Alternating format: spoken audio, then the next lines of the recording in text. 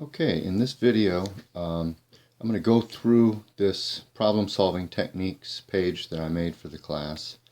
It has sort of a 7-step process that I'll recommend for solving problems in any field, whether it's computer science or otherwise. And the idea here is that what we're doing is we're essentially just plugging values into equations, and there are a lot of equations that tell us the way our technology works, and so we want to be able to at least see the results of plugging some typical values into those equations to get a deeper understanding as to how our technology works. And we're applying these techniques to understanding networking, and specifically layers 1 and 2, the physical layer, mostly layer 1, in networking. And so the idea here is, sort of the big idea is to avoid writing numbers on the page that have little or no context. What that means is that every number that goes on the page is supposed to have a variable name attached to it, and that every number you write on the page and every calculation you make has an equation attached to it. I kind of liken it to each number that goes on the page has a variable name attached to it. It's kind of like putting your seatbelt on in the car, and then when you make some calculations, that's kind of like you might think of it as following the rules of the road when you drive the car. So there's 2 steps you take. Number 1, you put your seatbelt on, and number 2, you follow the rules of the road, and everything will be okay. And so the procedure is as follows, generally speaking. The first thing to do is to figure out what you're given and what you're being asked to find. And those should have some variable names attached to them, okay?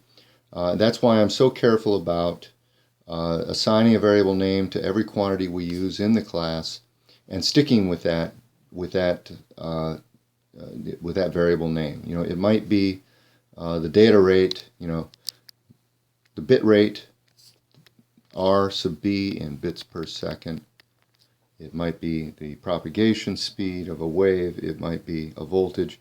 But one way or the other, I come up with a symbol that we're going to use all the time for that same variable.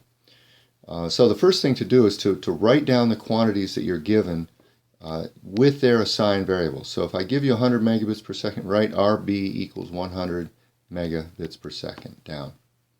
Okay. Once you've do that for both the known quantities that you're given and for the unknown quantity that you're asking for. Okay. Once you've done that, you can look on an equation sheet, and I don't require that you memorize all these equations. You can use an equation sheet for the exams.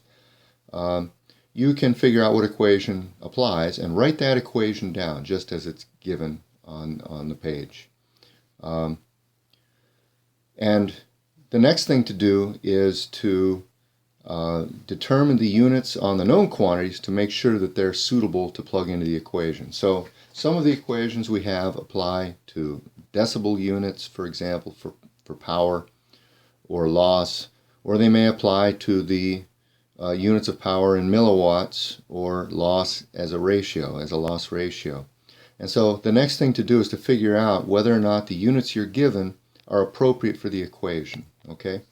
And if you're given units, for example, in megabits per a bit rate, for example, in megabits per second, I'll recommend that you turn that into, times 10 to the 6th megabits per second.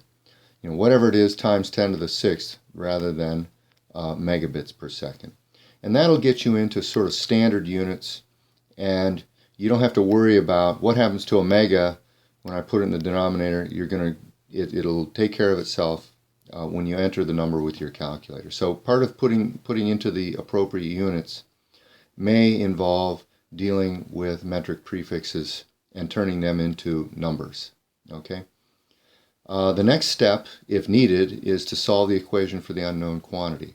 So sometimes one of the sometimes you'll just have to multiply the two numbers that you were given, and the equation gives it to you straight out. Other times you're going to have to solve for the unknown. You're going to have an equation, say, that has 3 variables in it, and I may give you any 2 of those 3, and you may have to solve for the third. And so next you solve the equation for the unknown quantity, and then you write that equation down, and you next plug in the numbers with the correct units into that equation. This is where you actually finally do your calculation. Okay?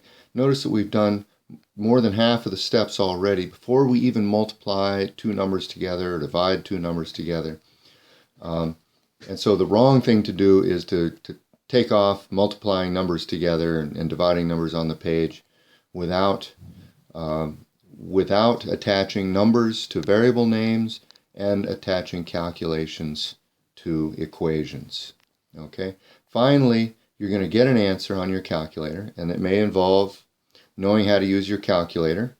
It may involve taking a logarithm or doing an exponent, and you have to practice those to make sure you can get them right. And finally, if they ask for the units of your answer in a particular units, maybe they're asking for power in milliwatts or watts, you may have to switch amongst various metric prefixes to go ahead and get the answer in the units you want. You may also have to switch between linear and decimal units on things like loss and power or gain. And finally, this is a very important one, do a sanity check on your result. Does it make sense?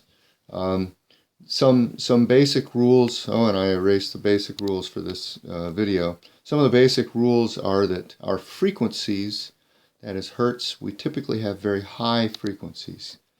Hertz, kilohertz, megahertz, gigahertz. Bit rates, we typically have large numbers for that. We typically have kilobits per second, megabits per second, gigabits per second.